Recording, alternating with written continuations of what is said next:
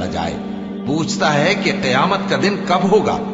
سو جب آنکھیں چندھیا جائیں اور چاند گہنا جائے اور سورج اور چاند جمع کر دیے جائیں، اس دن انسان کہے گا کہ کہاں ہے بھاگنے کی جگہ؟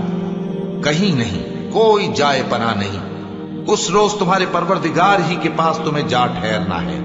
اس دن انسان کو جو عمل اس نے آگے بھیجے اور جو پیچھے چھوڑے ہوں گے سب بتا دیے جائیں گے، بلکہ انسان آپ اپنا گواہ ہے، اگرچہ عذر و معذرت کرتا رہے۔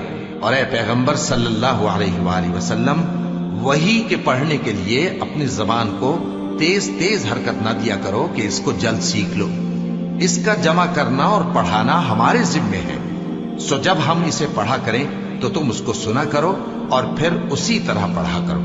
پھر اس کے معانی کا بیان بھی ہمارے ذمے ہے، مگر لوگو تم دنیا کو دوست رکھتے ہو